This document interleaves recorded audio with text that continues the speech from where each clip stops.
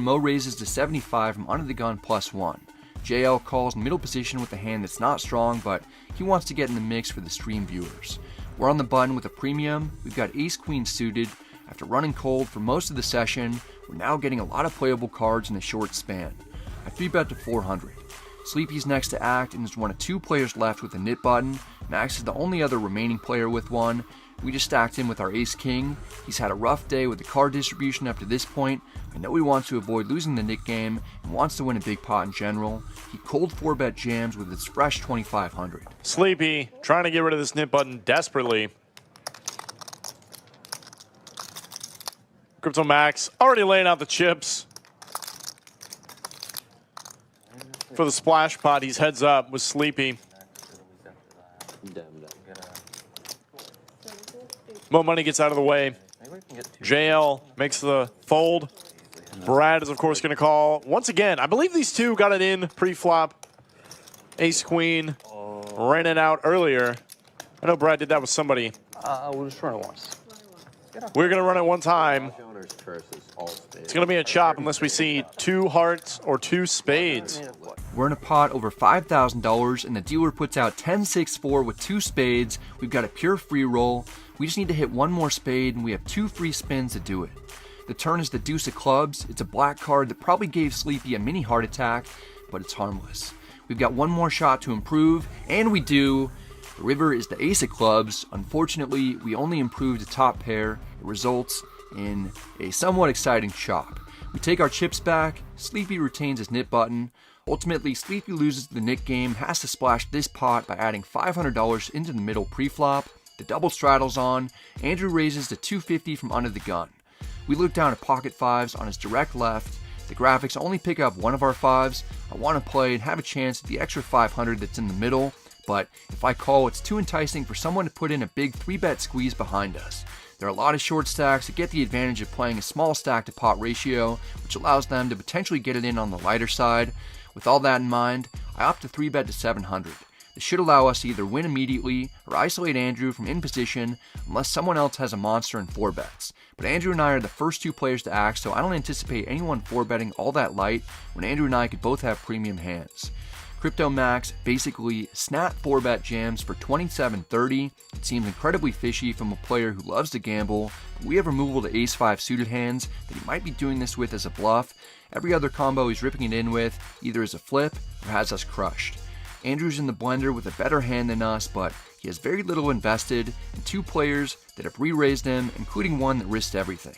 He folds. Now it's decision time for us. We're getting 2-1 on a call. If his cards were face up, I'd snap call.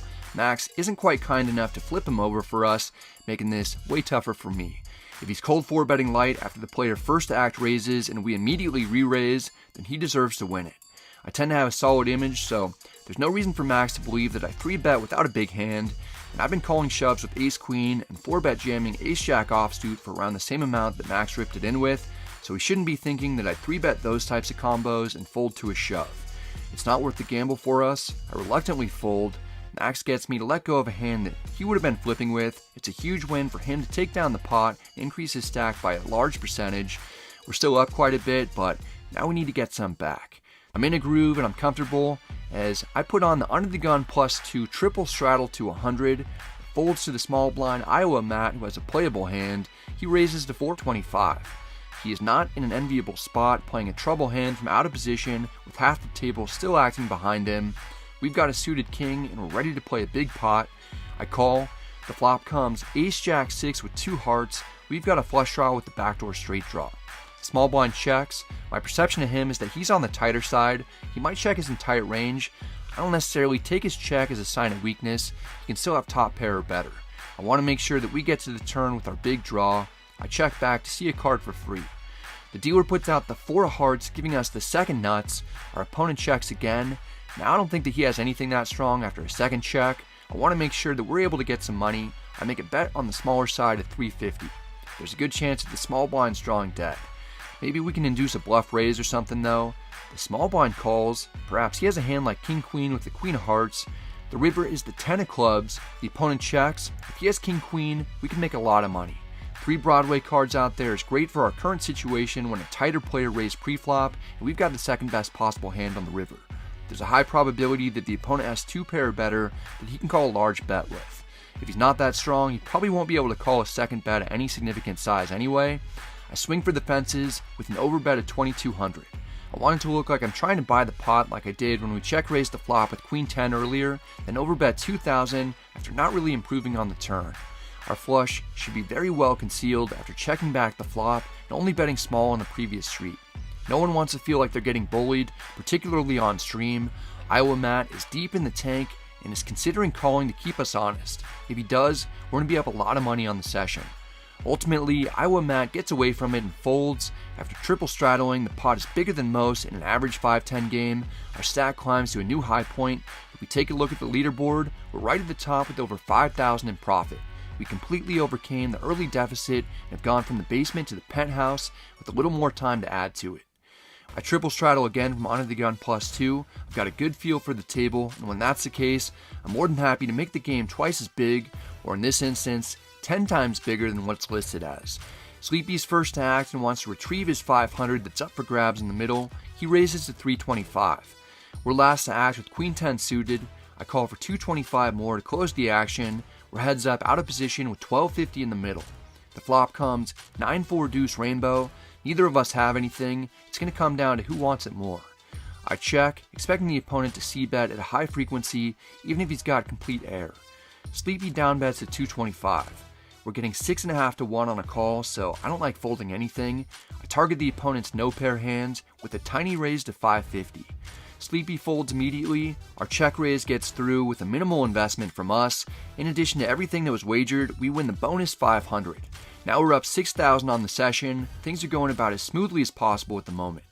It's late in the session. Some people have busted and some people have left, so we're playing 5-handed. I double straddled to 50 from the cutoff, and Sleepy triple straddled to 100. It folds to me. I'm happy to gamble some. I raised to 350. Sleepy wants to defend his triple straddle. He calls for 250 more. We're heads up out of position. The flop comes Jack 9 deuce with 2 hearts. We've got absolutely nothing. I'm not planning to get too wild with so little going for us. I check. Sleepy doesn't wait too long before he checks back. I don't get the sense that he's strong. He'd probably bet with top pair or better. The turn is the 5 of clubs, giving us a pair. We might have the best hand. I make a small bet of 200 to get the opponent to fold hands containing 2 overs to have equity. The button calls. Maybe he has a hand like second pair or a club draw or straight draw. The river is the 6 of hearts. 8-7 gets there, which was a double gutter on the turn. The club draw missed, but the front door flush draw gets there. I check. I'm not too worried about the front door flush draw because the opponent might bet some of the time on the flop if he was holding 2 hearts. That's why I'm surprised to see the button make a pot-sized bet of 1150. I'm trying to make sense of this. He checks back flop, called our small bet on the turn, and is now going with a huge bet on the river. I don't know if he'd even go this large with a straight. We've mostly gotten the better of Sleepy in our battles against each other today, so maybe he's just trying to beat us in a pot to even the score before we wrap up for the day. I'm having a difficult time letting our hand go because it feels like we're up against the nuts or nothing. Brad thinking about hero calling here.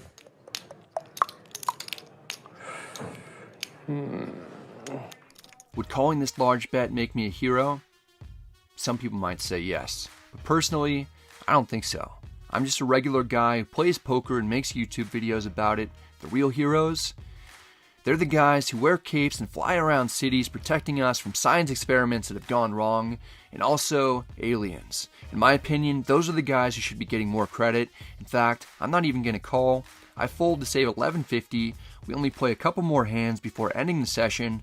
Here's the graphic for the cumulative winnings. A few people went on tears at the end. We do really well overall to get into the green after a rough start and win several thousand, but not quite as much as the graphic shows. Still, it's a great day. Time to rack up.